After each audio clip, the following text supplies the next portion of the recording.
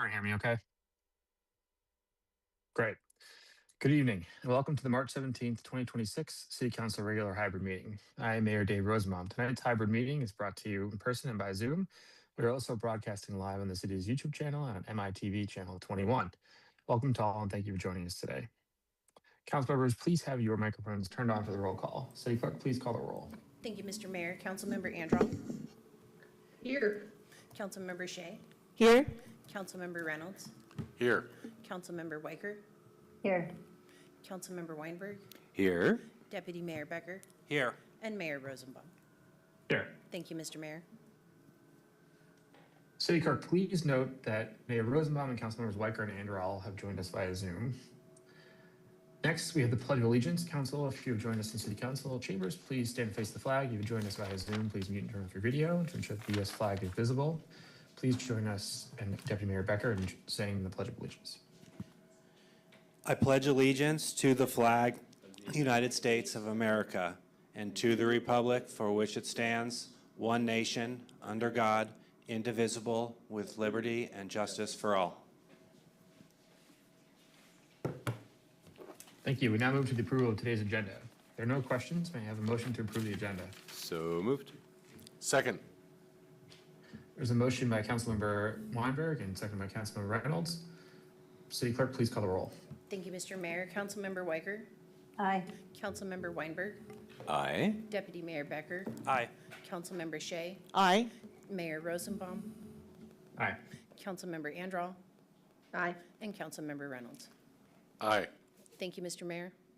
Thank you. The motion passes and the agenda is approved. Next up on the agenda, we have the City Manager report. Welcome, City Manager Jesse Vaughn. Good evening. I am moving over here to the podium, having some trouble getting onto Zoom tonight. Casey is doing the screen share for me. Happy St. Patrick's Day. Looks like we have not quite everyone remembering the importance of the holiday, Deputy Mayor. You even have a child at home. All right. Let's go to the next slide. Again, happy St. Patrick's Day. Council, just a quick look ahead at, there we go, that little bar is removed. A quick look ahead at our schedule. Your next regular council meeting is Tuesday, April 7th. On deck for the board and commissions, we have the Planning Commission, which is at the end of March, and also the Parks and Recreation Commission also has an upcoming meeting at the end of March. Just a reminder for everybody watching, we invite you to attend and participate in our board and commission meetings. We keep the schedule updated on our website at the link there on the bottom of the slide. Next slide, please, Casey. Council, this was just a really good opportunity to highlight the importance of some of the capital reinvestments we've been making. As you know, we've been working across our sewer system to replace many of the generators that were at the end of their useful life. One of our new generators was tested this week. Just days after we commissioned the new generator at pump station 25, we had a power outage that affected that pump station and a handful of homes. I'm happy to report that the generator kicked on like it was supposed to do and kept sewer flowing to over 500 customers, excuse me. Again, just wanted to call out the importance of these capital projects. This highlights why we're doing them, why we're replacing the generators, and happy to say that we are working now to complete the planned generator replacement at pump station 23. Next slide, please. Also, just a reminder, we are doing work on the sewer lake line. This is a different project than the emergency we responded to a couple of weeks ago. Our crews are out with our consulting team, and we are studying and investigating Lake Line Reach 1. I will remind you that the sewer lake line is broken into reaches, and this current work involves Reach 1. I don't have a map up here. So what we're doing right now with crews out on the water and the shores, we're documenting the location of the lake line, and we're looking at the infrastructure. You'll see survey markers being placed. The property owners that have the lake line running under the dock, they're being notified, and we're just putting a little flag on their dock so we know where that line sits. This is all part of the broader work we're doing on the sewer lake line to study it, improve access it to it, look at future maintenance projects and potential upgrades as well. So just wanted to let you know that work is ongoing. Next slide, please. Council, you've seen this slide a couple of times, and we've had communications running on this, but I wanted to remind you again, we are interested in receiving feedback on the Transportation Improvement Program. We shorthand that and call it the TIP. The feedback period is open, so we're looking for community input on a very long list of transportation projects. And if community members don't see their project on the list, this is a great time to alert us to things they'd like us to consider. Everything in the TIP ranges from roads to bicycle infrastructure to sidewalks, so quite a range. We're going to be updating the TIP as we do annually for the period 2027 to 2032. So we have everything updated on our Let's Talk page. We'll be bringing a recommendation to you and doing this work over the April-May timeframe. Next slide, please. Just a couple of events to make sure that you have on your calendar. March 29th, Sunday, March 29th, this is the day after the Sound Transit opening. We'll be hosting the Spring Recycle event at the boat launch from 9 o'clock to 3 o'clock. I'll make sure Casey Thompson gets this on your calendars, and you'll also see lots of communications running on this. Next slide, please. And the day before that, March 28th, is going to be a big day here on Mercer Island. The Sound Transit Station is opening. The Chamber of Commerce is producing a wonderful event here in partnership with Sound Transit. All of the businesses and the city is involved as well. The event will be from 10 to 2 at the Park and Ride.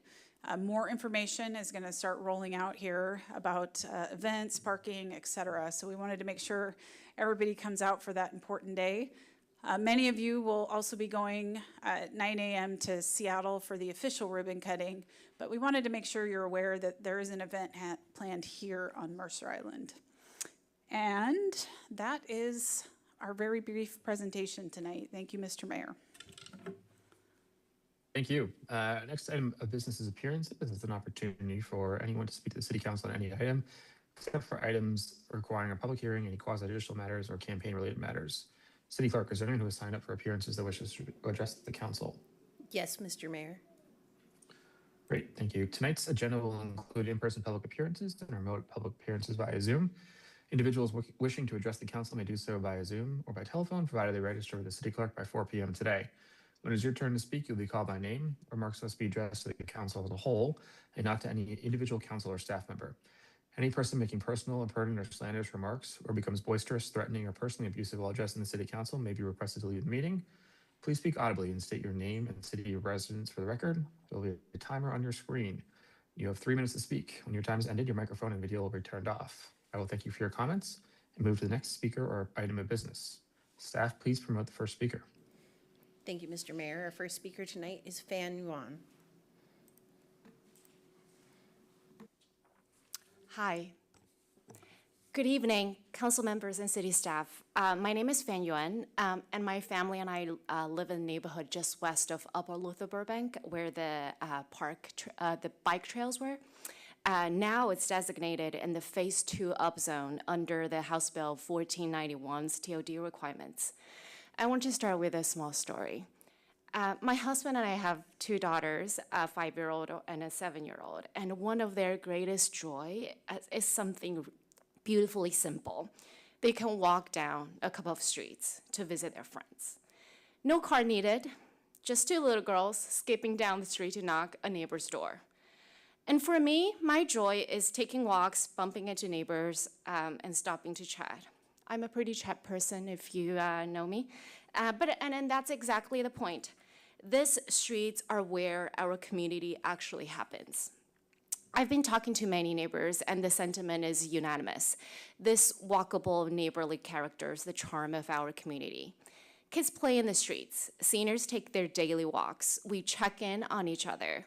This is not just nostalgia. This is how our neighborhood functions. And that's why we have a very real concern. Our streets are extremely narrow, so narrow that most actually are one way. there is simply just no physical space for additional on-street parking. And 84th Avenue, our main corridor, has no sidewalk. That works today because traffic is manageable and drivers share the road with pedestrians, but that balance is very fragile. If new properties are built without parking requirements, more cars will be forced onto already very tight one-way streets with no sidewalks available, putting children and seniors at real risk. What is currently charming and safe could quickly become dangerous for current residents and future ones alike. I wanted to be clear, I appreciate the hard work the City Council and city staff are putting into navigating this very complicated state requirements. We also understand the compliance is not optional, and we are not here to obstruct the process, but we ask that community safety and livability remain central to how that compliance is shaped. Our specific request, we ask the city to conduct a formal parking study for our neighborhood once the state guidelines under House Bill 1491 are finalized. Our one-way streets, missing sidewalks, and pedestrian-heavy culture present unique conditions that deserve careful, data-driven analysis before development decisions are made. Thank you for your time and for listening to our community. Thank you. Here. Our next speaker tonight is Brian Sloan.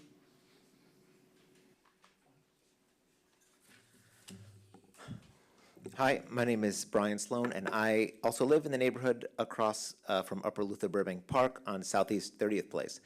After speaking to many neighbors in this area, I can safely say that 0 people in our neighborhood think that it would be safe for pedestrians, including the many children and seniors that live there, to walk anywhere, including to Northwood Elementary School, if apartment buildings without parking were built in our currently single-family zoned area. It would bring hundreds of additional cars to the area to park in the nearby streets. Many of our streets, including mine, are single-lane roads where 2 cars cannot pass each other without one pulling over partially into someone's driveway. The entire neighborhood has no sidewalks, and we walk on the sides of the streets. It is currently safe to do this only because of the low traffic volume. Adding apartment buildings, especially without parking, to this neighborhood will render it unsafe for pedestrians, drastically increasing the risk that a child or senior will be struck by a car and killed. I have read the state statute governing this, and it allows the city to submit to the state a parking study, and if the parking study shows that the conditions forced by the new laws make the area less safe for cars, cyclists, or pedestrians, the state can exempt that area from the requirements under the statute. On behalf of my family and many other families living in the Upper Luther Burbank area, we implore you to conduct a parking study of our zone and submit it to the state. The city should resist, to the legal extent possible, the state's mandates regarding housing on the north end in general and consider what the neighborhood residents in the affected areas want for their lives and their communities. The residents of our neighborhood do not want what the state wants for us. One last note, I looked at the map of the proposed station area boundary, and especially as it pertains to Upper Luther Burbank area, much of it that is included, I think, is more than half a mile by walking to the light rail station, and the only way a good portion of that area in the current map on the city's website would be included within the half-mile boundary would be if a person walked from their house to the west, but there are no sidewalks or footpaths of any kind that go down that hill in a westerly direction towards the station. So I would ask you to recheck the work on that, and hopefully at some point we can have a conversation to demonstrate to the residents that you are including only areas truly within a half mile of walking and not areas outside. In conclusion, 0 people in our neighborhood want this change, and we hope that you, as our elected representatives, do not go above and beyond the state's requirements in terms of how much of our town will be negatively affected by these new laws. Thanks. Thank you. Our next speaker tonight is Kian Bradley.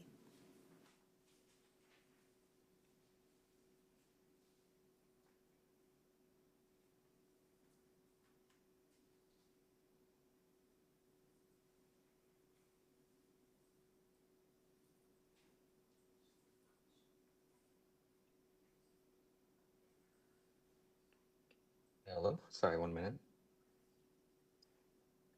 Hi, We can get started. Hello, Council.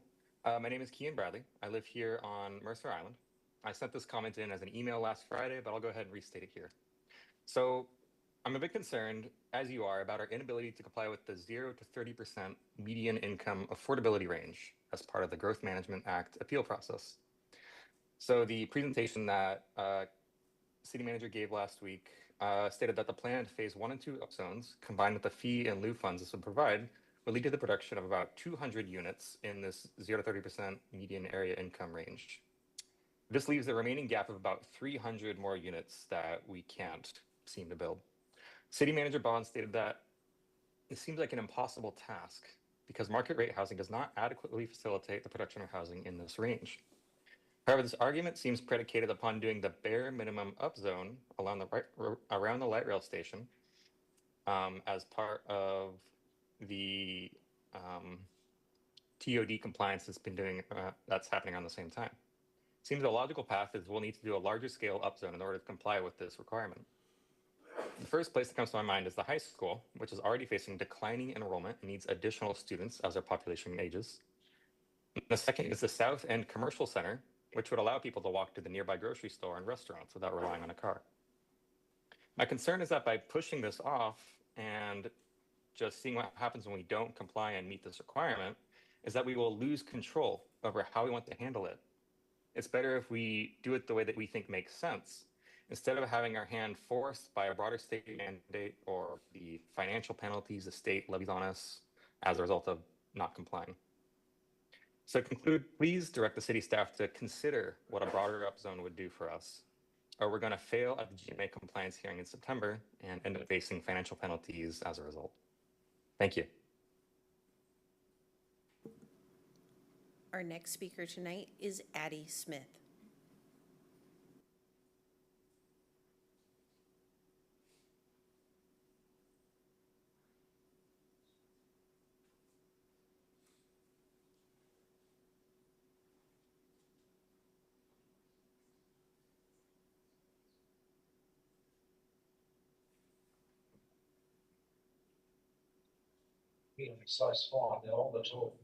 Hello, my name is Addie Smith. Today I am speaking before the Mercer Island City Council. About 3 weeks ago, my family lost our beloved Oxford December Smith. He was my daughter's service animal.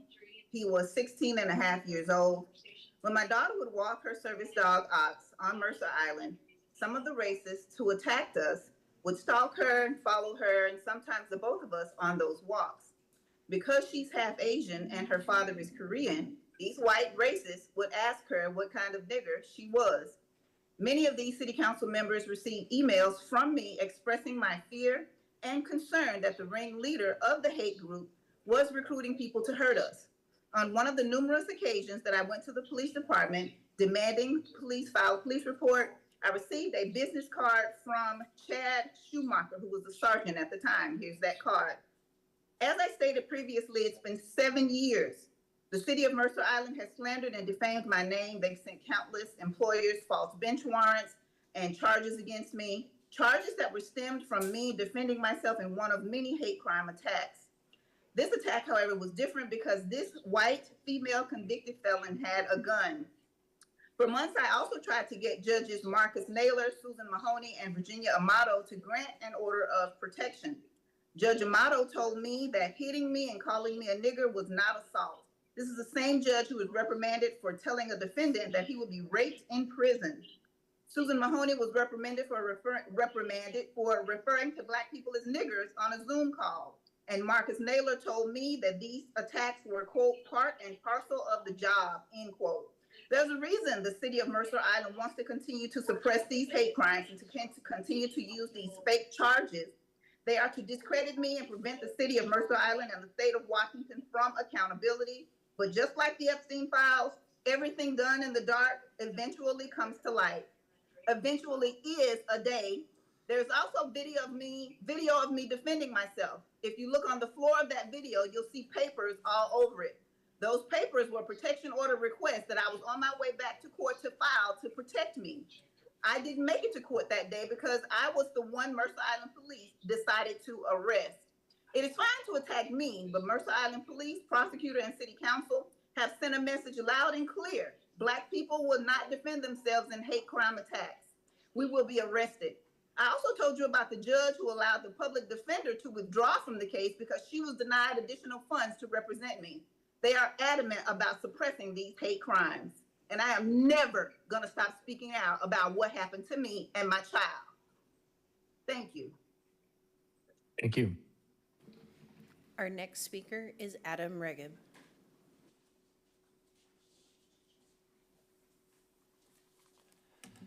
Hi, council members. I'm here to comment on the baseline and modified station areas. This area stands to see significant changes from this point forward. It will be where future density and other mandates will be concentrated, just like our town center right now is getting the 6 and 8 story up zones. It should not be larger than required by law, the 0.5 miles walking on foot. And some flaws appear to exist in the boundaries of that original baseline station area, especially around Southeast 30th Place and Southeast 31st Street, as I articulated in my written comments. Why should it not be larger than required? Our comprehensive plan's vision statement says, quote, Mercer Island is principally a low-density, single-family residential community, and it is one of the Puget Sound's, quote, most livable residential communities. Making an area for denser urban-style development larger than required by law is contrary to that vision statement. The more you smooth the lines by aligning them with roads rather than lots, the more area is negatively impacted, and the more floor area ratio you will have to cram into the town center, negatively impacting it. I ask that you please determine the boundary at the lot level to the letter of the law at 0.5 miles walking. Please do not add a single extra lot to the station area that is not required by state law. The boundary should be aligned by lot and not by street. I also heard other people had spoken about the parking study. I've spoken about that. I don't want to waste time on that, but some information. It's to my understanding that the city of Spokane Valley has initiated one of those parking studies, and I heard that I think their consultant is also doing one for Marysville. So I'd recommend that we follow the progress. They're kind of blazing their path, like we're blazing the path with the 0 to 30 funding. So hopefully we can get some information and learn some lessons from them. Thanks for your time. Thank you. City Clerk, are there any other speakers? Yes, Mr. Mayor. Our next speaker is Merkis Gomez. Merkis, if you're in the Zoom under someone else's name, if you could please raise your hand so we can promote the correct person.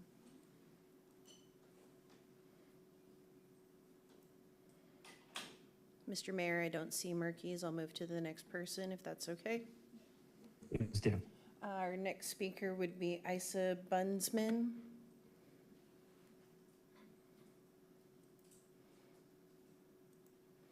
Isa, if you're in the Zoom under someone else's name, please raise your hand so we can promote you to speak.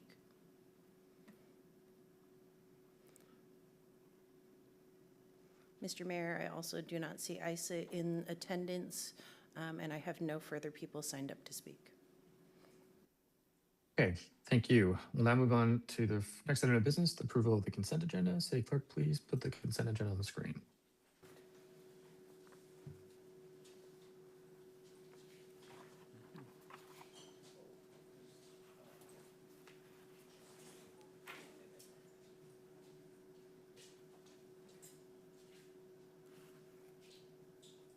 Great, thank you. The consent agenda contains 7 items which are available on the screen and in the agenda packet for review. Is there a motion to approve the consent agenda as presented? Moved. Second. It was moved by Councilmember Reynolds and seconded by Deputy Mayor Becker to approve the consent agenda. City Clerk, please call the roll. Thank you, Mr. Mayor. Councilmember Andral. Aye. Deputy Mayor Becker. Aye. Councilmember Shea. Aye. Councilmember Weinberg. Aye. Councilmember Reynolds. Aye. Mayor Rosenbaum. Aye. Councilmember Weiger. Aye. Mr. Mayor, Aye. the last 2 speakers who were not present just walked into council chambers and have asked if we could maybe go back to appearances. City Attorney, can we get a recommendation from you on that? Well, this is your meeting, Mayor, so you can change the order, but it's unusual. Once an item has been concluded, to go back to it, you would require amendment of the council agenda to have that item reopened. Mr. Mayor, I'd move to amend the agenda to restart the appearances portion. Second? Okay, there was a motion made by Councilmember Reynolds and seconded by Councilmember Weinberg to reopen the appearances section of our agenda, or return to our appearances agenda section. Did I get that correct? I captured move to amend the agenda to restart appearances. How about we return to appearances so we don't call? Point of order here, don't we have a motion on the floor to approve the consent agenda? Are we done with that, or? We had reached the end of the vote on the consent agenda. Okay, great, thanks. Sorry, I missed it. Would you like me to call the roll, Mr. Mayor? I would just want to clarify that we're not going to restart. No, we're just going to I don't return. want to call on folks who've already spoken. No, we're just going to return to it. I've forgotten what word I actually used, but I'm comfortable with that amendment if it is changed. Okay, any discussion? Okay, please call the roll. Deputy Mayor Becker, Aye. Councilmember Reynolds, Aye. Councilmember Andral, Aye. Councilmember Shea, Aye. Councilmember Weinberg, Aye. Councilmember Weicker, Aye. and Mayor Rosenbaum. Aye. Thank you, Mr. Mayor. Would you like me to call the next speaker? Unless the recommendation is that I read the rules again.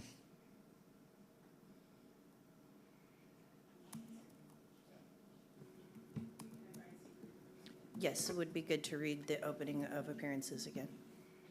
Okay.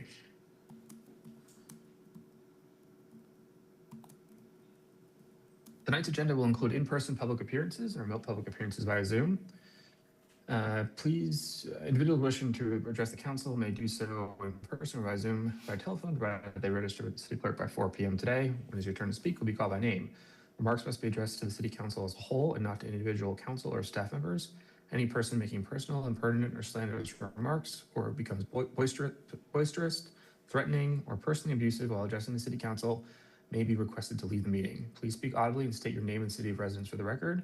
There will be a timer on your screen. You will have 3 minutes to speak. When your time is ended, your microphone and video will be cut off.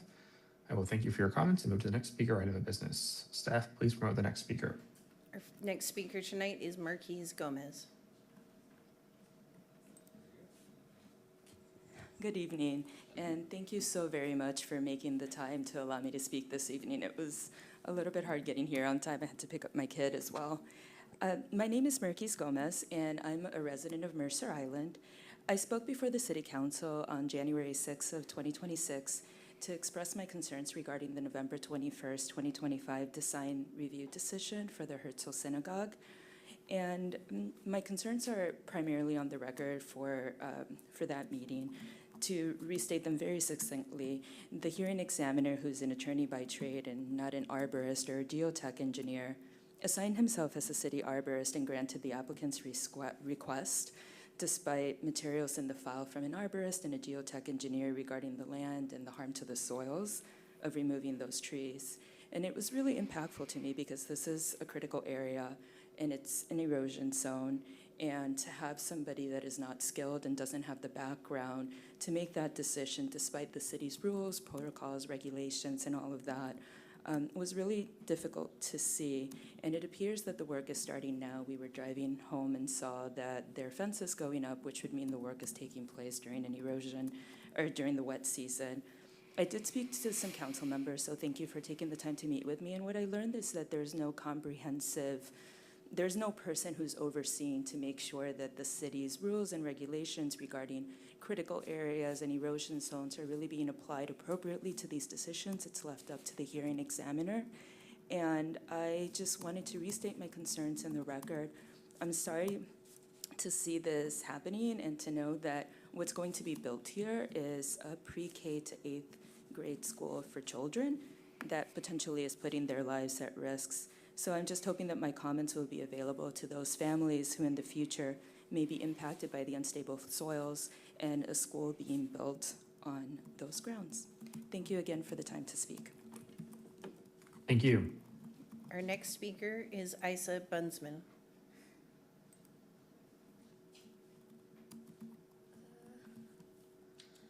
Hello, my name is Isa Bundesman, and I'm a student and resident of Mercer Island. This is about the Herzl property where you're planning to build a school. The trees on that strip of land you're planning to build that on is home to many old and majestic trees. I don't think that they should be taken down even for another school. These trees provide a barrier between multiple homes and the highway, and they're an important part of our ecosystem here. Another reason why putting the school right in this area is not I think isn't a good idea is the traffic. We already have the JCC and the synagogue and a lot of houses, and when I go to school, I've nearly gotten hit by the cars a lot of times, and I feel like it might not be unsafe now. Thank you for letting me speak, and thank you for letting me have your time. There are no further speakers tonight, Mr. Mayor. Okay, thank you. Moving to regular business, our first item is AB 6887, the Arts Council Open Space Conservancy Trust and Utility Board vacancy appointments, resolution numbers 1690 and 1691. Council, Section 8.2 of the Council Rule of Procedure provides that all appointments to the Arts Council and Utility Board be made by a vote of the City Council during a regularly scheduled meeting, and that each City Council member will complete a written ballot, casting a vote for the identified open seat on a board or commission. If there is more than one open seat on a board or commission, then each position will be voted on separately. The position with the longest term will be voted on first. The applicants that receive the most votes, provided they have received a minimum of 4 votes, will be appointed to the expiring or vacant seats on the board or commission. The names of the applicants selected will be added to resolution number 1690 with the final approval required by a vote of the City Council. Since the City Council is participating in the meeting in person via Zoom, the City Clerk will send email ballots to the council members. The City Clerk will collect ballots from the council members, naming their candidate of choice. The City Clerk will tally the votes and read aloud the votes and outcome of the vote. As noted in the agenda bill, there is a different process for appointments to the Open Space Conservancy Trust. We will vote on this resolution after the completion of the Arts Council and Utility Board appointments. The first election is to fill one position on the Arts Council. Position number 7, expiring May 31st, 2029.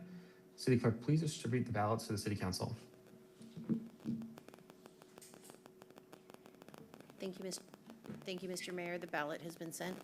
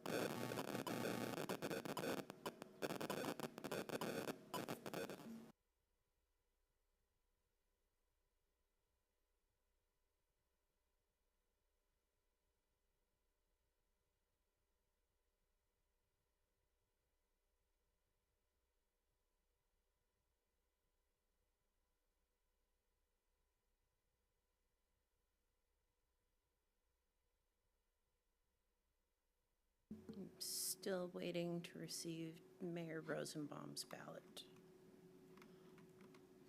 I just sent it. Should be in. There it is. The votes have been tallied. Smriti Argwali received votes from Andrel, Becker, and Weicker. Brooke Roselle received votes from Shea, Rosenbaum, and Weinberg. Leila Zarhenko received a vote from Reynolds. I will send a second ballot with Smriti Argwal and Brooke Roselle, and we will conduct a round 2 for the Arts Council.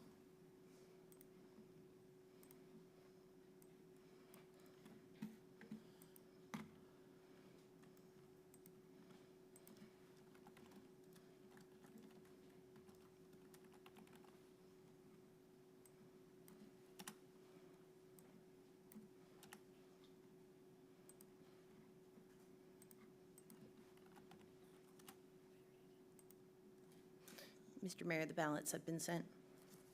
Thank you.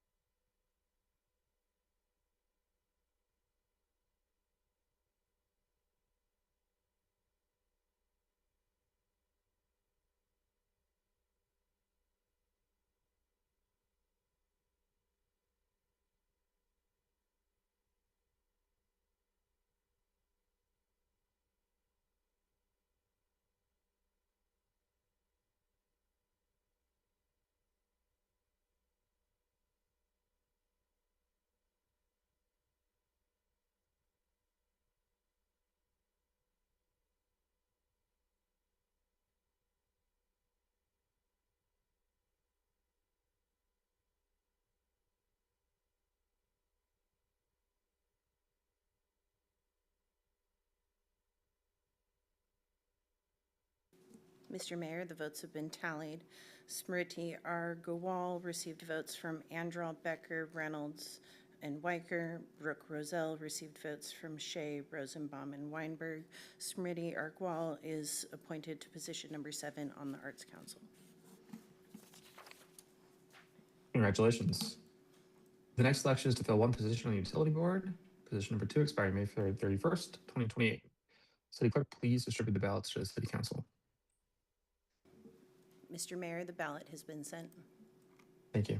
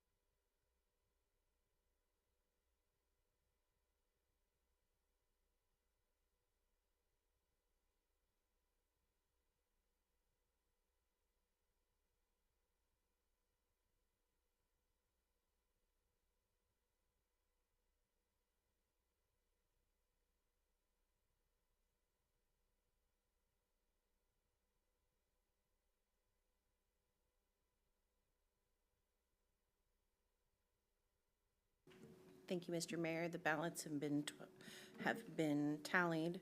Joy Lecce received votes from Andrew, Becker, Shea, Reynolds, Rosenbaum, Weicker, and Weinberg, and is selected to position number 2 on the Utility Board. Thank you. Congratulations. City Clerk, do you need a minute or the vote's been, the names been added? The names have been added, and Chief of Administration should be sharing the screen share now. I'm glad I don't have to filibuster by Zoom. Thank you. Council, next we'll have the adoption of resolution number 1690, appointing members to the fill vacancies on the Arts Council and Utility Board. City Clerk, can you please read the appointment section of resolution number 1690? Yes, Mr. Mayor. Section 1, appointment of the Arts Council pursuant to MICC 3.55.030C. The City Council hereby appoints the following individual to the Mercer Arts Council for the designated term hereafter set forth. Smriti Argwal, position number 7, term expires May 31, 2029. Section 2, appointment of the utility board pursuant to MICC 3.52.030C. The City Council hereby appoints the following individual to the Mercer Island Utility Board for the designated term hereafter set forth. Joy Lightshe, position number 2, term expires May 31, 2028. Great, thank you. Council, is there a motion to adopt resolution number 1690? So moved. Second? Moved by Councilmember Reynolds, second by Councilmember Weinberg. City Clerk, please call the roll. Thank you, Mr. Mayor. Councilmember Weicker. Aye. Councilmember Weinberg. Aye. Mayor Rosenbaum. Aye. Councilmember Andral. Aye. Deputy Mayor Becker. Aye. Councilmember Shea. Aye. And Councilmember Reynolds. Aye. Thank you, Mr. Mayor. Thank you. The motion to approve resolution number 1690 is passed. Congratulations to our new Arts Council and utility members. Thank you to all those who applied for your willingness to serve. We appreciate it. Next, we have the appointment to the Open Space Conservancy Trust. Appointments to the trust are outlined in ordinance number B93, which established the trust, and ordinance number 96-002, which amended the trust. The mayor shall appoint members to the trust, and the appointment will be confirmed by a majority vote of the City Council. The name of the applicant that was selected has been added to resolution number 1691, and the resolution was updated in the packet yesterday. City Clerk, can you please read the appointment section of resolution number 1691 and put it on the screen? Yes, Mr. Mayor, it should be displaying on the screen now. Section 1, appointment of the Open Space Conservancy Trust. Pursuant to the Open Space Conservancy Trust Ordinance number 96-002, the mayor hereby appoints and the City Council approves the following individual to the Mercer Island Open Space Conservancy Trust for the designated term hereafter set forth. Andrew Rosenthal, position number 6, term expires May 31, 2028. Great, thank you. Council, is there a motion to adopt resolution number 1691? So moved. Second. It's moved by Councilmember Andral and second by Deputy Mayor Becker. City Clerk, please call the roll. Thank you, Mr. Mayor. Councilmember Andral. Aye. Councilmember Shea. Aye. Mayor Rosenbaum. Aye. Deputy Mayor Becker. Aye. Councilmember Reynolds. Aye. Councilmember Weinberg. Aye. And Councilmember Weicker. Aye. Thank you, Mr. Mayor. Okay, the motion to approve resolution number 1691 passes. Congratulations to an Open Space Conservancy Trust member. And again, thank you to all who applied. We do appreciate your volunteering spirit. Our next item of business is AB 6888, final approval of the modified station sub-area boundary. And welcome CPD Director Jeff Thomas.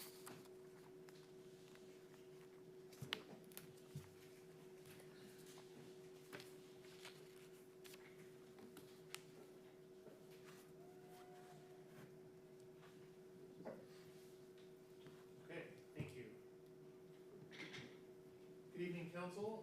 For the record, okay, just closer. Thank you, Mayor. Good evening, Council. For the record, Jeff Thomas with CPD. Joining me for the next two items here on the agenda is Allison Van Gorp, our Deputy Director. So both items actually are continuations of sort from your February 17th meeting. We're going to talk about the modified station sub-area boundary first, and then we're going to talk about scope and a little bit about schedule second. So we've got two short presentations for you. We'll start with the station sub-area boundary, and Allison's going to share her screen.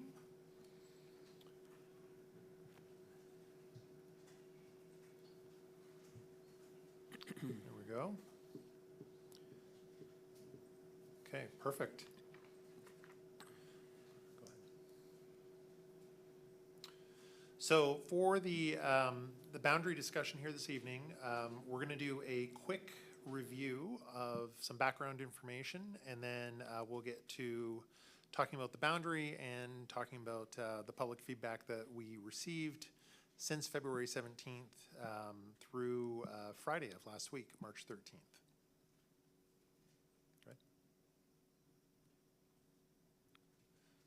Okay.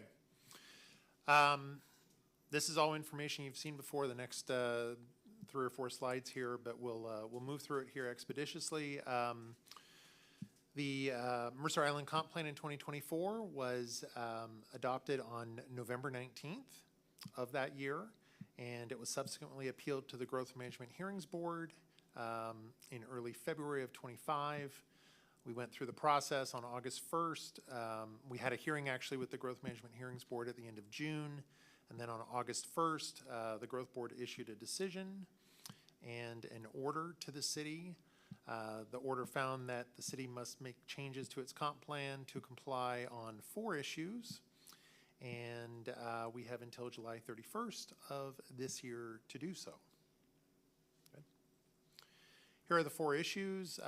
Number 3, highlighted in yellow, the station sub-area plan is the subject of this agenda bill and the rest of our discussion here this evening for this item. Good. Okay, so the station sub-area plan is a derivative of the Puget Sound Regional Council Vision 2050, which establishes multi-county planning policies for the Puget Sound region.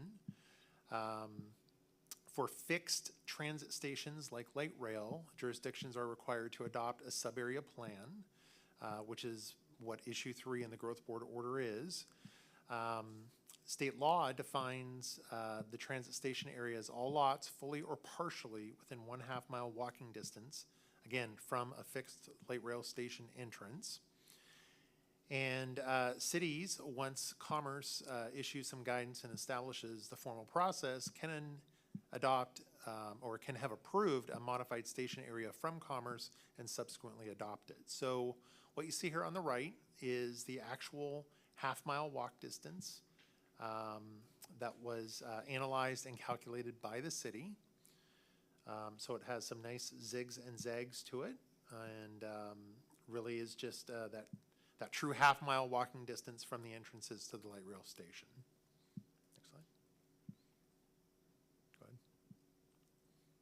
Okay, so what we did in January at your planning session is we had a conversation and council directed the staff to go ahead and take that zig and zag 1/2 mile distance and apply 4 principles or guidelines to it.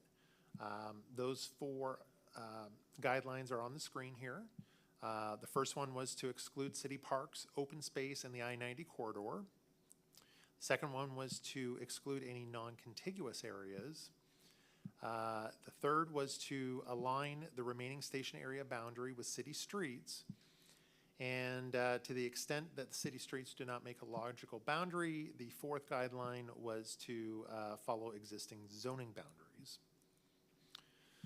So the resulting draft, after we applied those 4 guidelines, was presented to the council on February 17th, and that was the boundary that the council asked staff to solicit a public feedback period through last Friday on and report out the results. Next slide. So those 4 guidelines visually are here on the left-hand side of the screen in the small 4 boxes. You started with the zig and zag in the top left corner, and you moved through guidelines 1 through 4, moving to the right and then down left to right. And what it produced was the larger graphic on the right-hand side of the screen, the preliminary modified station area boundary. So that is the boundary that you have received public feedback on during the last number of weeks. Good. Okay. So in regards to the public feedback that we received, couple items here of note. The first one was we also had a community information webinar on March 10th. And we essentially started back in November of 24 and worked our way through to February of 26 and covered that material with about 70 residents who were in attendance for that community webinar on Zoom.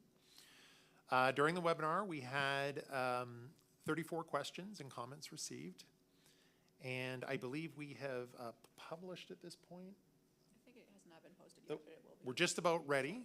We're just about ready to actually post the written version of the questions and comments and responses to those. So that will be available shortly on Let's Talk, and will be pushed out to our community to take a look at the written answers. And of course, the recording is also available online. For those who were not in attendance in real time, you can always go back and if you it was about 90 minutes in total time, so. And then the public feedback for the modified station area boundary, again, from roughly February 17th after your city council meeting through to Friday, we received 20 comments during that public feedback period on the boundary itself, and that has been included, I believe, as Exhibit 2 to this agenda bill in your packet. Okay. This is a very high altitude flyover of the feedback that we received, but there's 5 items here that we've noted on the slide. We definitely heard feedback on the desire to focus station area and upzones south of I-90. We received concerns related to infrastructure needs. We did receive some support for the fee in lieu of adequate provision that we've talked about before with council. Also, support for increased capacity in the town center as it exists today. And finally, we also received feedback to not include parks in the station area boundary, which we have excluded. That was actually guideline number 1 from the council. Okay. Okay, so where we're at with this agenda bill here this evening is we are looking for council to make a motion and give us direction to proceed with the boundary as it was actually presented on February 17th to you. What will happen moving forward, and we did receive a couple of questions related to this here since the packet was published last week, we will be using this boundary for the purposes of GMA compliance. There is House Bill 1491, the TOD bill, which I think you heard a little public comment about this evening. That work needs to be done by the end of 2029. So what we're going to do essentially is or if council approves it tonight, we're going to move forward with this boundary on the screen for GMA compliance work in 2026. What will happen is we will end up doing this entire process again, probably in 12 to 18 months once we're done with the GMA compliance work. And we will again have public feedback as we start the TOD phase 2 version of filling in this boundary. We're also going to have to ultimately, at some point when it's available, is submit whatever boundary we're going to use for that work to the Department of Commerce as a modified boundary. It will be subject to Commerce's guidance that they issue, and it will be subject ultimately to their review and approval for us to complete the TOD work. So the question that I received a few times last week was, are we and the public going to have another chance to look at this as part of the TOD work? And the answer is yes. Okay. Okay, and then just, I think I already said it during the last slide, but again, the recommendation for AB 6888 is for the City Council to approve the modified station area boundary as shown in Exhibit 1 in your packet for the purposes of GMA compliance here in 2026. And with that, Mayor, I'll turn it back over to you. Great. Council, start with some questions. Councilmember Reynolds. Yeah, Mr. Thomas, you anticipated mostly one of my questions, but I just want to get a reminder on this. Sure. You said we can revisit the boundary as part of the TOD work. At that time, could the TOD area have a different boundary than the station sub-area, or is it just that we'd be switching both? Both. Okay, and does the TOD have the same requirements about half-mile walking distance, et cetera, et cetera? Yes. Okay, thank you. Deputy Mayor Becker. Yeah, similar area of questions.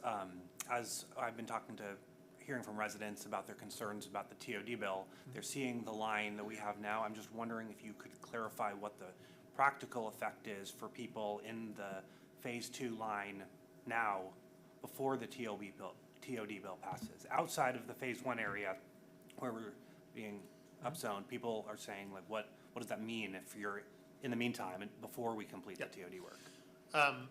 The practical effect is minimal. We need to set the station area boundary to complete this work. Again, getting back to that issue 3 in the growth board order. So we do need to complete the station area plan requirement, and but there will be no actual changes occurring from a development standard or zoning standpoint within that phase 2 area at this time. Okay, thank you. Yes. Councilor Shea. Yes, thank you so much for the clarification, because we started receiving a lot of emails and also testimony today about phase 2. And so just want to reiterate and clarify to our community that we're still waiting on guidelines from the Washington Department of Commerce. So until we get those guidelines, phase 2 is something that will happen much later. So you're saying we're going to be asking for community input in maybe 12 to 18 months. So that would be, a good time for the community to come back and, express their input about the TOD, which is Transit-Oriented Development Bill, which is not due. The deadline is not until December 31st, 2029. So we still have time for that. And what we're voting on today, this is for us to be compliant with the GMA, which we have a deadline of July 31st, 2026. And it's been brought up that, what we vote on today, this modified station sub-area boundary, in fact, could be modified yet again when we figure out how to comply with the TOD bill, once we get more guidance from the Department of Commerce. So there are just phases to this, and we're just working on now to become compliant by July 2026 for the GMA. So I think for the TOD, that's the time when we will be looking at things, critical areas, critical area buffers in the shoreline jurisdiction, which may be exempted, from the requirements. So that's later on in the TOD bill. So that, in fact, could change what this modified station boundary looks like. Is that correct? Excellent summary. Thank you. Councilor Anderall. Yeah, I guess, and thanks. I don't want to ask the same question over and over again, but I did hear at least one, maybe two public comments today that said, I think you drove the line in the wrong place. Some of the land that's included is more than a half a mile. And I see in the agenda bill itself, sometimes it's called the modified station sub-area boundary, and sometimes it's called the preliminary modified station area boundary. So if we have to, I understand that we may revisit based on commerce guidance, but do we have an opportunity to revisit based on taking another run at the measurement? Like did we go out more than a half a mile away? Yeah, so Allison is that the slide? Yeah, that's good enough, I think. So if you look at the slide that's on the screen now, again, the top left graphic on this slide, which is the baseline station area, that is the true half-mile walk distance from the entrances to the light rail station. So it gives us a very jagged shape to it. So it was in what I believe was a desire to maybe not have something quite so zigzagged that would actually have some possible impacts on the ground, to tune that boundary up, which is when we went through those 4 guidelines to end up with what was on the right there, the larger graphic on this particular slide that's on the screen. So I'll call your attention, for example, to the very top left corner of the boundary area, kind of right against the lake there. You can see where in the large graphic, it does kind of true itself up in a straight line right to the lake shore in that top left corner.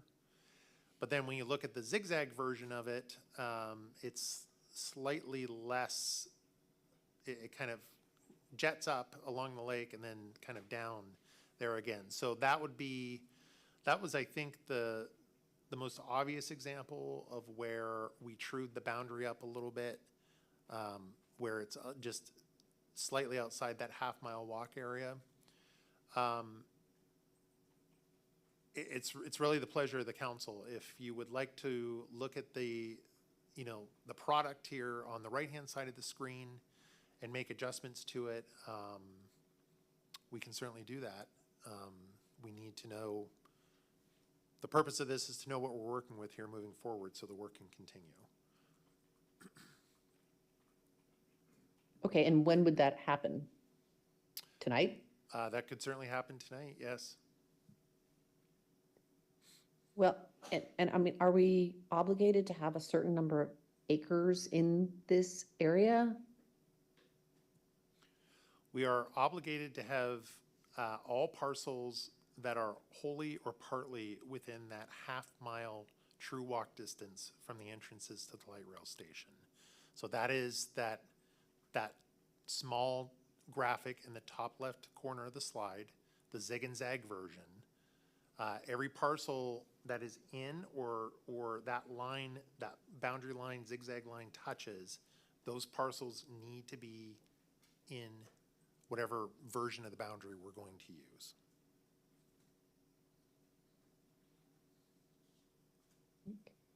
Okay, I've been paying attention all along, but I guess I'm still a little bit confused. I certainly don't want to add more properties into this upzone area than we are legally obligated to do. I don't know if that's what is happening in the slide with the red and the yellow and the orange. And I know you guys need an answer on this, but it's just, I'm very sensitive to how people feel about their neighborhoods, and if there is land that is included that is more than a half a mile walking, I don't really want to do that. Yeah, and I think the guidelines 3 and 4, which were to follow streets, and then if that didn't make sense or wasn't possible in any particular moment along the zigzag boundary, was to then follow zoning boundaries. Those two guidelines were intended to bring a little bit of order so that you don't end up in a situation where you've got a street running north-south and you've got the boundary coming, and then all of a sudden it zigs and zags across the street for maybe 1 or 2 parcels, and then, you know, cuts back over to the other side of the street to create potentially awkward situations where then you've got a whole side of the street where you've only got 2 out of 10 parcels that are in the boundary, where it's queuing it up at a street edge would be cleaner and make more sense. So that was what was behind guidelines 3 and 4.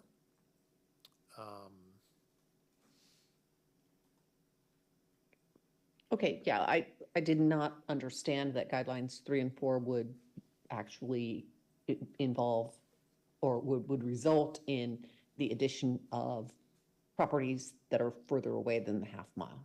So, I mean, I know we all voted to approve the guidelines, but like I said, I did not understand how the application of those guidelines would end up. So, I think that's probably all I have at this point. I don't know if there are any other questions, but thank you for clarifying that. You're welcome. Councilor Weinberg. Yeah, so we heard testimony this evening encouraging or conducting a parking and safety impact study. So if we were to approve this boundary tonight, do we still have the ability to conduct that study between 2026 and 2029? I'm not sure I touched on that in the presentation, but to answer your question, yes. Okay, thank you. Councilor Reynolds. I think I'm going to withdraw my question. Thank you. Oh, I remember right. There was one thing. I apologize. Councilor Reynolds. Thank you. I just want to make sure I understood, Ms. Chalmers, your answer from earlier. The comments that Mr. Rageb made in the beginning about walking down 30th and 31st, that he thought it was not properly in the zone, and then somebody else talked about a street that had no sidewalks and no paths. I guess that gives rise to 2 questions. To Mr. Rageb's point, is it your contention that, no, it is done correctly, it's just if there's excess area, it's related to these application of these rules? You're confident you've measured the map correctly? So in regards to measuring the half-mile walk distance, just so we're all clear, I did not do the analysis myself. Our GIS staff did at City Hall. Right. Yes, we are confident that that analysis was done correctly. And then I believe the second part of what you were getting to then is what you see, again, just going back to the screen for a second, the large graphic on the right-hand side is slightly different in a few spots compared to the half-mile zigzag walk distance. So that is part of applying the 4 guidelines that council asked us to on January 16th. Okay, and the part B of my question was in regards to determining walking distance, is a street that has no sidewalks, would you consider that walking, in your walking distance, that if you can walk down that, it gets you there? And are we required to assume that, or can we just measure it via streets that are safe to walk on? Yeah, the analysis was based on the street network, and so it does kind of like a flow analysis going out across all the different streets to see how far it would take to walk, you know, across each street, zigging and zagging. And do we have to do that? Could we look at a walking distance and say, no, that route doesn't work because it's not a safe route to walk down, so let's exclude it? I think the safety is not really a factor in the methodology that the Commerce Guidance prescribes for measuring this stationary distance. You're just supposed to look, is it physically possible to walk on, you know, a public street or sidewalk? Okay, thank you.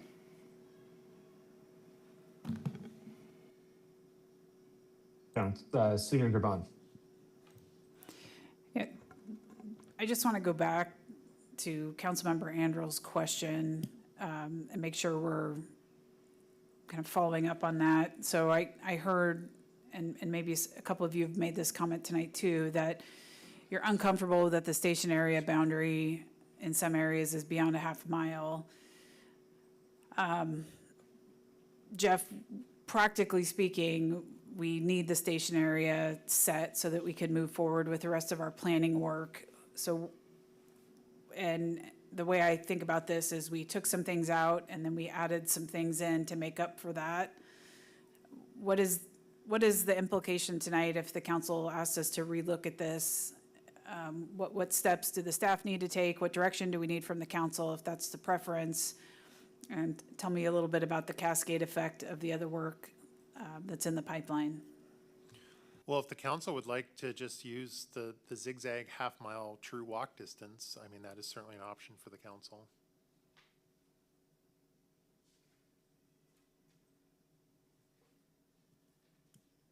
Councilor Weinberg. Would that then include parkland? Yes. It would, correct. That seems like not an option. And we would need to redo the land capacity analysis based on the different set of parcels that we would be looking at. So question, if we were not to use streets, but just have it go lot by lot, essentially, is the primary drawback of that the massing of the block that you would have single-family houses adjacent to potentially higher buildings, rather than having that break, that visual break be a street? Or are there actually more physical reasons, like would having it along a street allow us to focus the improvement of the utilities, like the water and sewer on that street, whereas if it was only part of a street, then we would have to essentially improve the whole street anyway, and so the houses that, or the lots that don't get the raise in zone would still get the sewer improvement. So if we're doing the sewer, water and sewer improvement, it kind of would be efficient to have both those lots doing that. I guess what I'm getting at, the question is, was it the aesthetics, the first part of what I was talking about, the massing of one thing next to another, or was it more the practical effects of we wanted to line it along streets so that when we upgrade a water and sewer, it's for that entire block? I think definitely the aesthetics had a major role in the guidelines 3 and 4 about squaring things off. In regards to the practicality of the utilities, I hadn't quite considered that as in-depth as maybe you have in asking your question, but I can see some validity there in your questioning, your comment regarding that. Okay. I would say there's some real financial impacts to property owners as well, and there could be real inequity if you have some property owners on one street being upzoned and some not. Like, in addition to the aesthetic impact of that, there's a real equity or fairness issue for those property owners. Okay, thank you. Councilor Weicker. Yeah, I think this question is for Jesse, and I'm going to take us back up to the high level because we've been talking about this painful map for a number of meetings now, and I appreciate the city having a community meeting last week where our residents could get more up to speed and start tracking this through the Let's Talk page. I think the community engagement here is critical, especially for all these potentially impacted properties. And Jesse, we didn't ask for this. We're doing compliance, and we have a really tight deadline. Could you remind us all again what the consequences are if we can't stay on track with at least the planning exercises, never mind the details with the zoning? Like, I'm again concerned about that time frame and the compliance consequences here for a delay on all the work we've already done on this painful map. Sure. Thank you, Councilmember Weicker, for the question. As a reminder, we are under an order from the state to achieve compliance with the issues that were identified in the order by the end of July, specifically July 31st. So we are working towards that. There could be sanctions and other things against the city if we don't ultimately comply. I would anticipate before that were to happen, there are some other things that would happen first, like a request for an extension. So I'm not going to go through the parade of horribles if we just don't comply, but I think we're making good progress. The map is foundational to the next pieces that will come before the council and then undergo legislative review with the Planning Commission before they come back to you for approval. So the timeline is real, if that helps, Councilmember Weicker. It does, and I think Julie's point earlier about this is a first step, and we have time through 2029 to get the details down, but the compliance and the order is really critical, and working with our community to get some help, maybe some relief from the state and Commerce. Yeah, and if I could just add, we did do the information session last week, and a handful of the comments, and we had comments tonight again about this parking study. I just want to be very crystal clear. That is part of the second phase of work. It's under the TOD bill. I absolutely want to do the parking study, but I do not want to start the study until the Department of Commerce has published the guidance on this work, because this is what got us in a little bit of trouble this time. The guidance changed when we were adopting our comp plan. And so sequentially, I'm not interested. I am not going to advise you to start that parking study now. We have until 2029. I imagine that Commerce guidance will be coming out soon. I heard tonight that some cities have started work on this. That's great. We will be keeping an eye on what they're doing. And I would imagine council would be seeking funding for that parking study under the TOD bill likely in 2027. So it's coming, but just not right now. It's a second phase of work. Thank you. Before we go to the second round, I just want to, real quick, City Manager Bond, thank you for those comments. And for folks watching from home, I think that it's important to keep in mind that there are a lot of moving pieces to this. There's obviously, the perspective of the state, I think, is sort of changing as they sort of learn more and try to implement what was passed by the legislature. At the same time, I think the legislature is also looking at their previous bills and trying to understand if what they hope to accomplish is going to be accomplished, or if it needs to be changed. They're trying to take some feedback. This is obviously a process. At the same time, I agree with the city manager that I don't think we should be spending money on processes that we don't know what questions we're actually answering at this point. I think that is part of the challenge that we have with this order. And I think that, to be fair, we're doing the best job that we can, but I just don't want to spend money on something if we think that the pieces are going to change before that sort of study would be relevant. Okay, Councilman Reynolds. Yeah, we received a number of comments about people suggesting that we concentrate the growth south of I-90. Maybe this is an unanswerable question, but can we bulge the bubble out to the south and shrink it on the north and do it in approximately the same area? And would Commerce approve that, or do we know? We don't know the answer to that question. I think once the Commerce guidance comes out, we'll have a clearer idea as to what would be possible. And presumably that's something we could take up in 2027 or whenever it is when we look at the TOD bill. Yes. Okay, thank you. Councilor Andral. Thank you. Well, so whenever anybody says not to belabor the point, they're going to belabor the point, right? I guess on one observation I would make is the comment about inequities, about different lots on the same street having, different zoning. And I think you're always going to have an inequity. When you draw a line, there's going to be one lot on one side of that line, and the people across the street are going to be on the other side of the line. So I don't know that I find that particularly persuasive, but so that's just kind of an introductory comment. The question that I have is, can we do, this is the technical term, right? The ziggy-zaggy line, and still exclude parkland?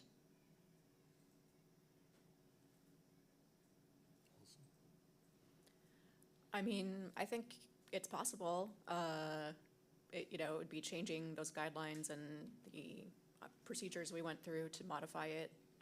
Those procedures could be updated. It will impact, well, I guess the public lands were left out of the land capacity analysis anyway, and so that would not impact that analysis.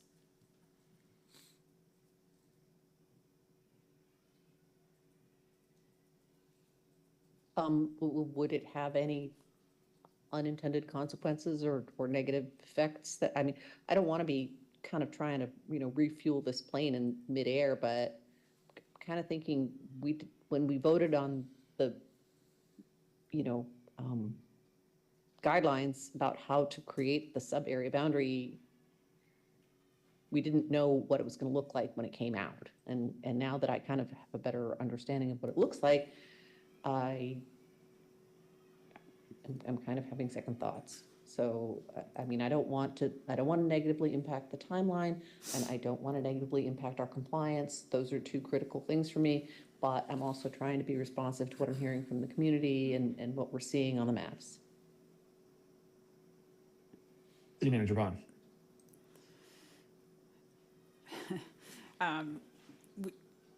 Council, I'm not going to drive you in a certain direction. I think you will have to make a decision tonight how you'd like us to proceed with the map. I'm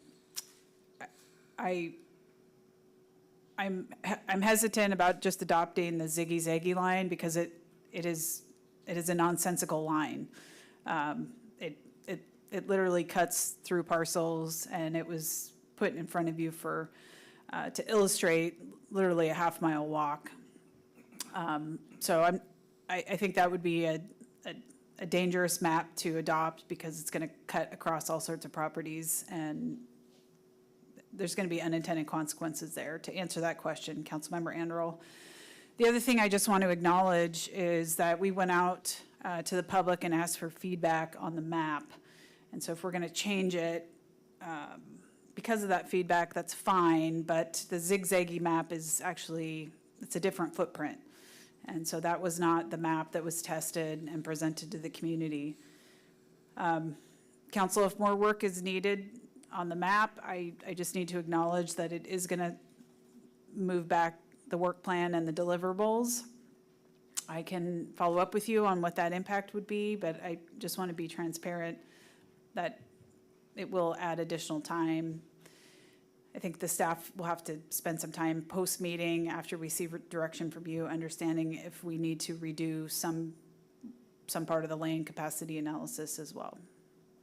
So let me just ask you, Jesse, directly. I mean, is this a situation where you want to stand up and say, please don't let the perfect get in the way of the good? I'm feeling stuck right now. You know me to be very candid. This work is major. The timeline we have to do this work is short, and it's very impactful to our community. So, Council, I think the feedback you're receiving, you should listen to. I will do whatever I can to figure out the timeline, potentially request an extension if that becomes necessary for us to do so. So I'm not going to push you to adopt the map tonight. It sounds like you all have some questions. I don't actually know. I know we kind of pushed the bubble around, right? As we took out land, we put pieces back in other places. So I'm not comfortable like cleaving off a part of the map tonight without giving the staff a chance to go back, analyze your direction, and come back with another recommendation. I think the piece I want you to be aware of is we may not have time to do another public process on another iteration of the map. So if I could get some consensus tonight on what changes you would like to make, I will regroup quickly with the CPD team and plan to see you in April with a follow-up. And Jeff, I am sitting behind you, so I can't see you making faces at me as I'm talking, but if you'd like to add anything to that, please do. Well, I believe the logical thing to do would be to proceed with what we have in place now to allow the work to continue. And we could end up going and changing what we have now, receive the commerce guidance, and end up having to yet change again without even any additional public process. So in an effort to maybe conserve energy, working with what we have now, receiving the direction that is forthcoming, that we don't know what it is, and then making appropriate adjustments at that point with additional public input, to me flows a little bit better. But again, it's the pleasure of the council what you'd like to do with this.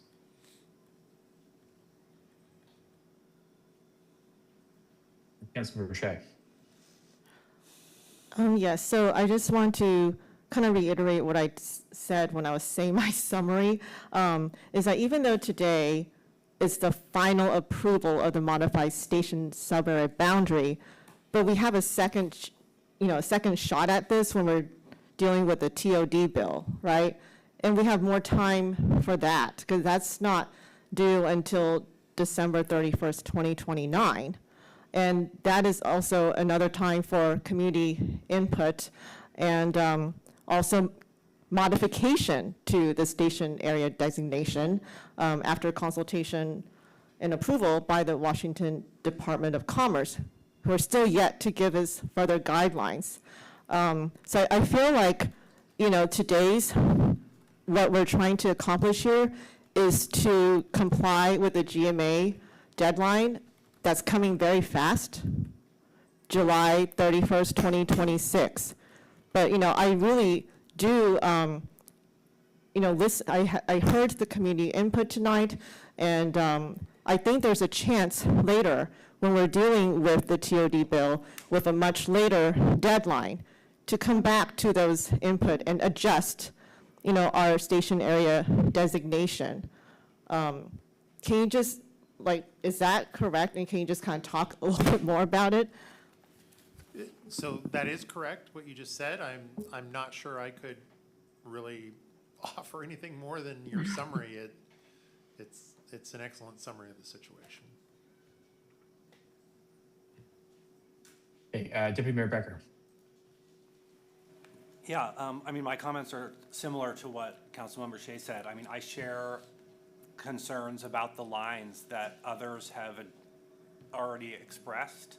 I am just going to be honest. My opinion is I would support the map as presented in the packet. I think that we should review the lines before 2029. I'm concerned that even if we try to open this up and make more edits, so we can make edits in 2 weeks, is that going to be perfect, or are we still going to have edits? Are we making edits for 4 weeks, for 6 weeks, for 8 weeks? How long is this going? We have a deadline. I would like to approve this. I'd like to hit the deadline, do everything we can to try to be in compliance, and then I think we should take the appropriate time that's needed when we're not under the threat of this ruling and do an adequate reassessment of where these lines are. That's my opinion. but I do have a question also that relates to this. One of the concerns is that we're exceeding the law. We've added all these houses, but as far as I can tell on the map, we've removed houses and we've added houses. Do we actually think, is there any assessment of how, like, have we added a total number of houses, or are we just, I mean, I get that we've moved the lines around and there's winners and losers, like, I totally get that, but this notion of like, we can revert to a different map that's gonna have the same number of houses that we have now, I don't know, is that changing? How, are we really exceeding the law if we change the map to a different set of the same number of people? Yeah, And I want to share one more image here that speaks to that. Takes a second. There we go. This is just a bigger, blown-up version of one of the small maps we were looking at earlier. And it's a little hard to see the legend there on the screen, but the green parcels are the parks and open space that is removed.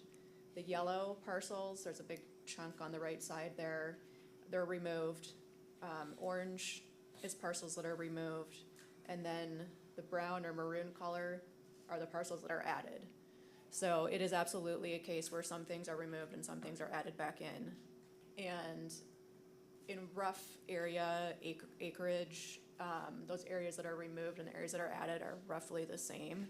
Our intent was to keep about the same amount of area in the station area as you got from the zigzaggy line, because we believe that that's what the Department of Commerce will likely be looking for when their guidance is released.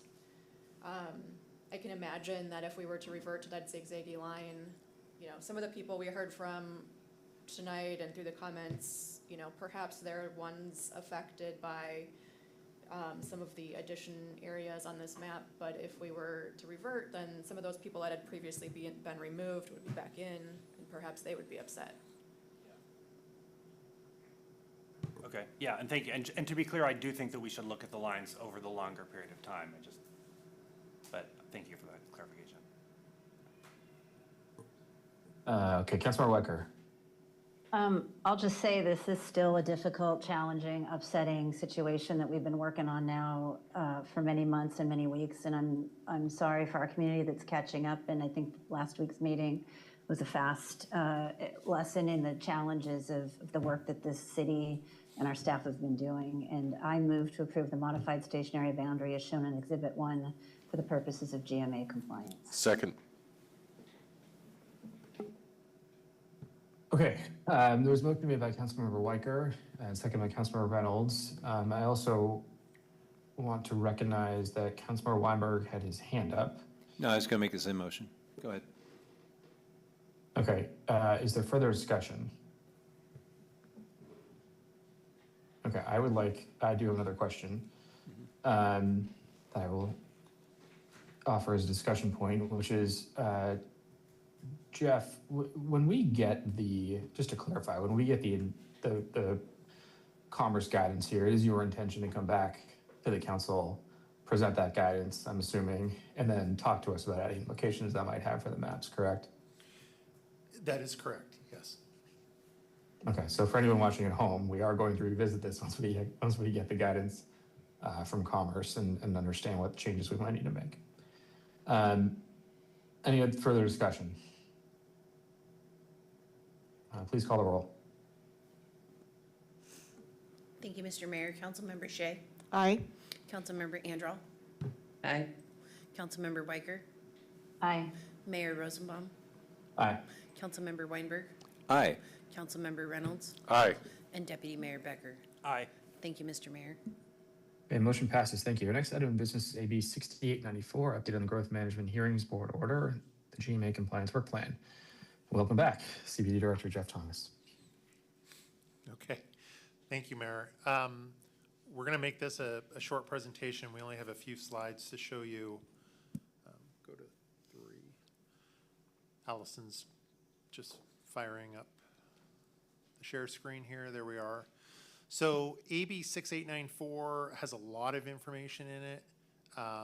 What we attempted to do was to really try and identify for the council the magnitude of the comprehensive plan and the development code amendments that will be happening here in a short period of time. So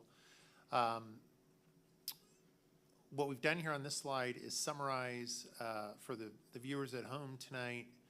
You can go to AB 6894 and read the entire agenda bill that will have obviously a lot more detail than what's presented here. But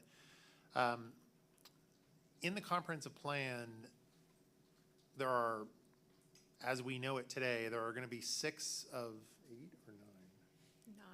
6 of the 9 elements or chapters in the comprehensive plan are going to need to have some degree of surgery on them as part of this compliance effort. And those chapters are on the screen in front of you there in the first bullet.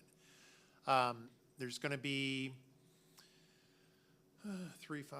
8 chapters of our development code, Title 19, in our municipal code that will need to also have some surgery, as well as our zoning map, which is in Appendix A, I believe, of Title 19. So a lot of work in the development code as well. And then the middle bullet there, the station sub-area plan, that is new, and we anticipate that is actually going to have some tentacles in both the comprehensive plan as well as the development code. So a lot of work to do. Next slide. There's a table in the agenda bill which takes a look at these 10 tasks in a little bit more detail than what's here on the screen. But the idea here is that we've got a number of, we've got a sequence of sorts with all these tasks that come together to formulate the overall scope of work. These are generally in order. Some of these will be able to obviously run concurrently together. The first couple here, the land capacity analysis we've talked about here tonight, and item 3, the station sub-area plan as well. We'll work our way through all this and obviously culminate with the work in front of the Planning Commission and their recommendation to you, the City Council, for review and final action later this year. So, and then the final slide we're going to show you here tonight, this is an abbreviated schedule. We are planning on appearing next week with the Planning Commission to make a presentation to them, which will essentially be pulling a lot of information together that we've already presented to the council here and at the community webinar to brief our Planning Commission. And we will certainly be back on April 21st to talk with the council further about our next steps in this process and to solicit some input and direction from you as well. And again, the rest of this slide here just walks through the legislative process and then gets us to July 31st, which is kind of hidden here on the screen. So with that, if the council is inclined here this evening for AB 694, the work plan as presented in Exhibit 1 of that agenda bill, and to direct staff to continue the work to attain GMA compliance, that would be, Mayor, the recommendation, the recommended motion for the council for this item. Thank you.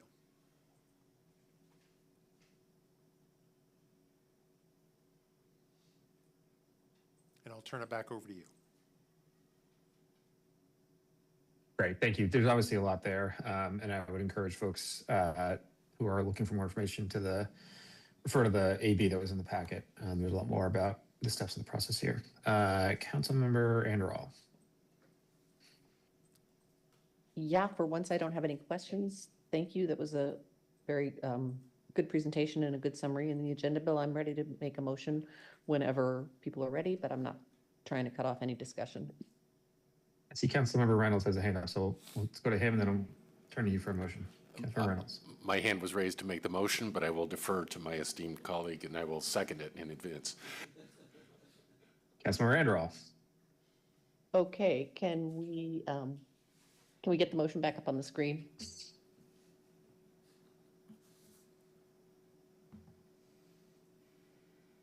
Or go ahead, Craig, if you've got it in front of you. Councilmember Anderall, do you move to approve the GMA compliance work plan as presented in Exhibit 1 and direct staff to proceed with the steps towards attaining GMA compliance? So moved. Second. Okay, it was moved by Councilmember Anderall and second by Councilmember Reynolds. Seeing no discussion, Clerk, please call the roll. Thank you, Mr. Mayor. Councilmember Weicker had to step away. Councilmember Shea. Aye. Councilmember Andral. Aye. Councilmember Reynolds. Aye. Councilmember Weinberg. Aye. Deputy Mayor Becker. Aye. And Mayor Rosenbaum. Aye. Thank you, Mr. Mayor. Okay, motion passes. Thank you. Thank you, CPD staff. We will now move on to other business and planning schedule. We will come back. City Manager Jesse Bone. All right, I'm going to ask Alfredo to turn my camera back on. There we go. Probably don't need to see me anyway. Council, wanted to let you know, April 7th, your council meeting is largely going to be focused on capital programs. So you'll have the TIP preview. That's typically a little bit of a longer meeting when we bring the whole project list to you. We're also planning to do an update on the water supply pipeline project. And we have completed the first phase of, well, we haven't completed. We will have completed by then the analysis of the City Hall building and its potential reuse. So that is the focus of the April 7th meeting. Just wanted to call that out. You will also have the Dean Children's Park site plan coming too. Other than that, I think we are trying to catch up on calendar updates in the planning schedule. We've had a few things move around, but I look forward to seeing you in April. That's all I have, Mr. Mayor. Thank you. Council members, are there any absences coming up you'd like to let us know about? Okay, let's move to councilmember reports. Deputy Mayor Becker. Nothing to report. Councilmember Weicker has stepped away. Actually, Councilmember Weinberg. back. Oh, Councilmember Weicker. Sorry, I just want to say that PIC had an interesting meeting the other night about the county council's soon-to-be levy, and I will give you another update once I have more information about the letter that's going to go out. And I also want to take a moment to recognize the terrible tragedy that happened in our community recently, and just hearts and prayers go out to the families impacted with new drivers. Agreed. Councilmember Weinberg. Yeah, so the state legislature adjourned last Thursday, and the governor is still working his way through a stack of bills that he's been asked to sign.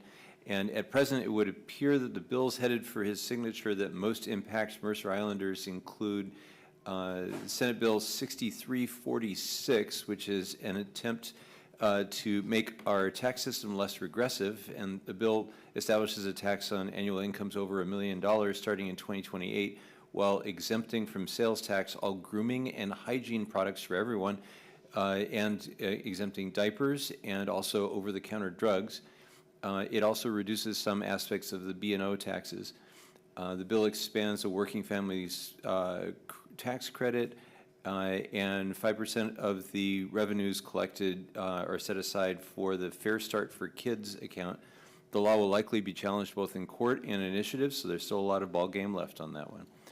House Bill 1796 will also affect us on Mercer Island, which allows school districts to issue a limited amount of bonds after passing a capital levy, which only requires a simple majority to pass. Senate Bill 6002 also passed, which establishes detailed regulations for license plate reader cameras. Senate Bill 6110, which sets up a work group to advise the legislature on eventual regulations for e-motorcycles. And then House Bill 1859, which is the only one on this list that's been signed, last I checked, by the mayor so far, or by the governor so far, although I think most of them are headed towards signature. 1859 expands the existing incentives for building affordable housing on land owned by faith-based organizations. Senate Bill 6162, expanding the property tax exemptions for income qualifying seniors and the disabled, including new standard deductions and a deduction of up to $6,000 for those who rent out a room in their house. And finally, Bill 2266, which will require some revisions to our permitting process for low income and permanent supportive housing. And finally, my next monthly open brunch will be at 10 a.m. on Saturday, April 18th at Valhalla Sandwiches, 2630 77th Avenue Southeast. As always, all are welcome. It's an open agenda, news, sports, weather, humor, anything you like, including city business. All I ask is that everyone please show their respects to the chef by ordering some food and or beverage, and let me know if you're coming so I can reserve a large enough table. Okay, Councilor Reynolds. I'll talk more about this later in a subsequent meeting, but just note that I had a Parks Commission meeting a couple of weeks ago after our last council meeting. Lots of interesting stuff going on with Dragon Park, and we've gotten lots of emails on that. A very interesting discussion, which I look forward to recapping when we meet on this in April, I believe. April 7th. And thank you to Councilor Reynolds. I understand that meeting was about 5 hours long, which probably evoked memories of some of our old council meetings. Councilor Enderall. Nothing to report, thank you. Councilmember Shea. Yeah, so since our last meeting, the Sound Cities Association hosted their first networking event here at the community center. And it was really, it was really nice to see more than 60 elected officials and staff from over 20 cities attending this networking event right here on Mercer Island. And then we also had a very successful senior resource fair and hosted by our city with over 60 vendors and followed by a coffee with a cop where community members were able to chat with Police Chief Michelle Bennett and 2 other officers. I attended the East Side Transportation Partnership meeting as the liaison from our council along with Councilmember Ted Weinberg. And there, Ariel Taylor from Sound Transit presented about the upcoming March 28 Crosslink connection. I asked about access for islanders to the light rail because we've been getting a lot of community requests about where can we park. And these are questions that I asked Sound Transit when they presented to City Council. So they said they are encouraging East Side residents to park in the much larger, Bellevue Park and Ride. And I also asked about our bus 204 and why there are decreased routes on weekdays. So there used to be hourly routes from the south end to the north end, vice versa, until about 6:30 p.m. And I looked at it recently when a community member pointed out that they actually stopped routes after 8:30 a.m. on weekdays. There are routes on the weekends throughout the day until about 6:30.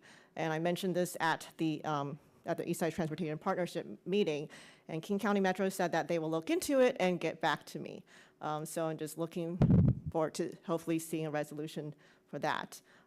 We've also had community members email about Ride Circuit. So in Bellevue, they have Bellhop, and in Redmond, they're starting RedLink. And in Redmond, they were able to obtain funding from the WashDOT. It's not a grant that comes every year, so we'll have to look into when that could come. But of course, cities have to also put in a certain amount. So just hoping to when the light rail comes, to figure out ways for our community to have better access to it. And I'm personally looking forward to going on the light rail across the lake. Yeah, so that's an ongoing priority of mine that I would like to see more residents from Mercer Island getting access to that. And I have my own community meeting, so we've had some residents ask me if I could do one on a weekend as well. So my next community meeting will be Sunday, March 22nd, from 1 to 3 at The Rock on Mercer Island. That's at the Boyd Building, 7605 Southeast 27th Street, Suite 102. So hope to see you there. Great, thank you. I had the opportunity to meet with 3 different Boy Scout troops last week. Got a lot of feedback about e-motorcycles and e-scooters. I would say that they were mostly supportive, but also stressed with us that we should think about their mobility and ways to get around the island. I just want to thank the staff for dealing with my absence from chambers tonight. I know it was not ideal, but I had a family event I had to attend. Thank you very much. The next regularly scheduled hybrid city council meeting will be on Tuesday, April 7th, beginning at 5 p.m. The time is now 6:44 p.m. As a reminder to the city council, please stay seated until the city staff has terminated the broadcast. Good evening and thank you for joining us.